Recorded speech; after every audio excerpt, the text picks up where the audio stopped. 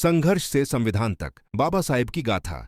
ये कहानी है एक ऐसे असाधारण व्यक्ति की जिसने अपने जीवन के हर कदम पर अपमान और भेदभाव का सामना किया, लेकिन ज्ञान की शक्ति से भारत का भाग्य बदल दिया। वह थे जिन्हें हम प्यार से कहते हैं।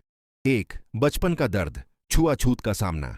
बाबा साहेब का जन्म 14 अप्रैल 1851 को महू, मध्य प्रदेश में एक महार जाति में हुआ था जिसे उस समय अछूत माना जाता था। उनके पिता एक सूबेदार थे, लेकिन इसके बावजूद समाज में उनकी कोई इज्जत नहीं थी। स्कूल में भीमराव और उनके जैसे अन्य बच्चों को कक्षा के अंदर बैठने की इजाजत नहीं थी।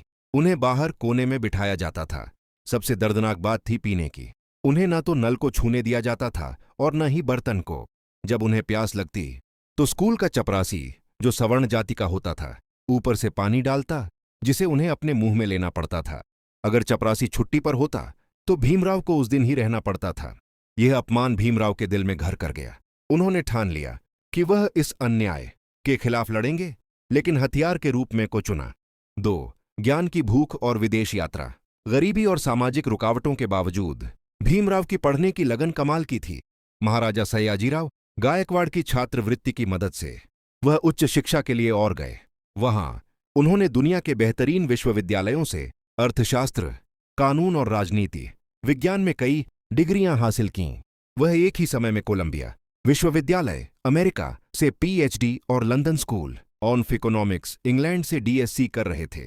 साथ ही कानून की पढ़ाई भी कर रहे थे। जिस व्यक्ति को अपने ही देश में पानी छूने की इजाजत नहीं थी, वह अब दुनिया के महानतम विद्वानों में गिना जाने लगा था। यह उनकी मेहनत और प्रतिभा का प्रमाण था। 3, बॉन्ड की मजबूरी और नया संघर्ष।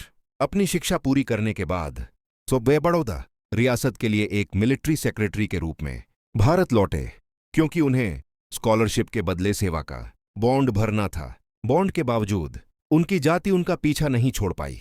बड़ौदा में कोई भी उन्हें किराए पर कमरा देने को तैयार नहीं था। उन्हें एक पारसी गेस्ट हाउस में रुकना पड़ा, जहां एक दिन गेस्ट हाउस के कर्मचारियों ने उन्हें पहचान लिया और डॉ. अंबेडकर को अपने सामान के साथ रेलवे स्टेशन के बेंच पर रात बितानी पड़ी। इस घटना ने उन्हें हिलाकर रख दिया। उन्होंने फैसला किया कि वह अब सरकारी नौकरी नहीं करेंगे, बल्कि अपना जीवन भारत से को मिटाने में लगाएंगे। 4, संविधान के शिल्पकार, आर्किटेक्ट ऑफ द कॉन्स्टिट्यूशन।